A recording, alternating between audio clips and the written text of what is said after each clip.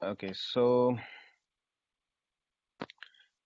let me just the first iteration was we wanted to make sure that whatever extensions we have in the marketplace, the user should be getting a recommendation that you need to download that extension, because it becomes very tough for the user to know that okay, such type of extension exists in the marketplace. So what we were thinking of is to have a metadata file in any of the configurations which we have, like say we have that metadata in auto configuration or in some other place. But what VS Code provides as a feature is that if you have a .vs code folder in your repository committed, and if you just clone it or you just open that in VS Code, it will just prompt you for the extension to be there. So let me just showcase you that pretty quickly. So say I do a new window. Okay, and so no project is selected. I go here, okay, git clone, and I provide my. So say this is the Spring Boot application which is there already in the Git repo, and we want to just use the Spring Boot application and deploy it say on OpenShift instance. So say this is the workflow which we have. So we just clone that repo, and say we just the demo, and we just select that repo. So as you see, Git the repo is getting cloned. Open repository, right? So now as you see here, as soon as this repository is opened, we have a recommendation from VS Code that okay, as soon as you open the Spring Boot application, you need to install certain extensions which can help you to deploy these Spring Boot applications. So which makes it easier for us to install our VS Code-adapters extension directly into the VS Code without the user just searching in the marketplace and figuring out which extension is needed.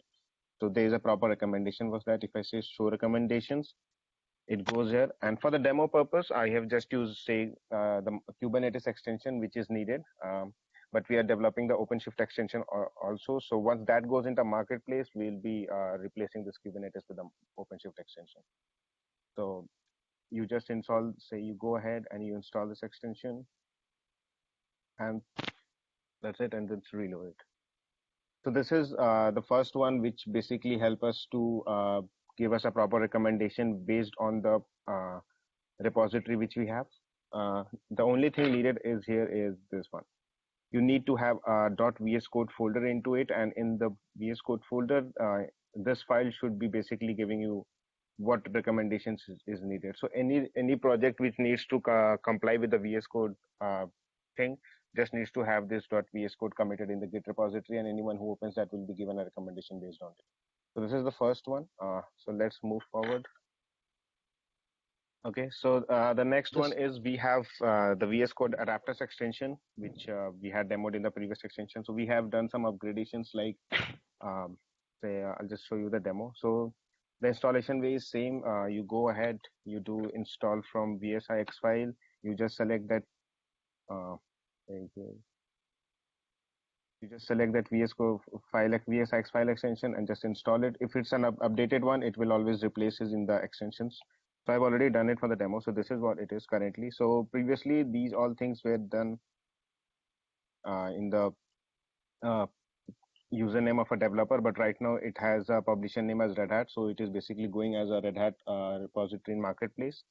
And maybe after the next sprint, we will be releasing this in the marketplace with all the branding and logos done properly. So the features which we have added for this is this extension is already installed. So you can see in the views controller, you have the servers tab, which basically allows you to select all the runtimes, say Widefly or EAP or Minishift. So for this demo, I will be showcasing how we are done for Minishift, because that is going to give us a leverage to showcase the other demos properly. So this is the Minishift instance 1.22 we have downloaded from the Minishift release pages with the patches applied, and say we select this and we name is at mini demo, right? So this is currently in a stop state. So right now Minishift allows profiling, which basically allows different instances of Minishift to run. But for this RSP, the runtime server protocol, we currently do not have profile in place, but we have that issue being worked upon, and maybe in the next demo we'll have that, so that you can run multiple instances of open Minishift parallelly, right? So the different features which we have is the debug one. So basically the debug basically is to allow running the server in a debug mode. So if you have a Wildfly instance or a EAP instance, that will allow you to run that in server in a debug mode. So that is one of them. The other things which we have added is, so these are things which you can do directly from the UI. Just right click it and perform these operations. The other one is, say, if you do servers, so these all commands are added to the command palette. So basically you can just work upon all these features directly from the command palette. You need not go and click on the UI thing. So that way, for example, if I just go and say uh, server start and I select, so if you can see, as there is only one server, so the drop down just suggests one. If there are multiple servers there, it will select ask you to select which server you want to start. So I just say mini drop down, and you can see the Minishift version is up, and it is checking for the dependencies, and it is running the Minishift instance. So the other thing is, it is right now using Xive hypervisor on Mac, and but for Windows it can use any other driver. So we have kept the driver default for whatever is installed on the machine. But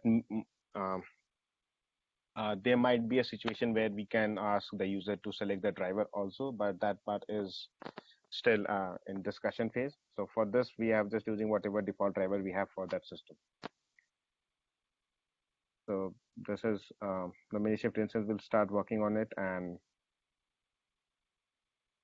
now as we already have the, where is that? The Microsoft extension we already had installed into it. As soon as you install that Kubernetes extension, you can see all the instances of Minishift applications or projects which are installed in the OpenShift cluster directly onto that. So going forward, I think I'll pass on to Dennis for that, so that he can showcase you how we have integrated the OpenShift thing directly in the VS Code extension. So this is it from demo side from VS Code adapters. So anyone has any questions regarding this? Um, One question, the part which is showcased in the first part of the demo. So most of the times, if you see, the user mostly put a git ignore files to ignore all the things which are part of their editor ID and all those things, right? So we are right now making assumptions uh, to ask user to actually put their ID specification as part of the Git repository to showcase whatever the recommendation we want to try out, right?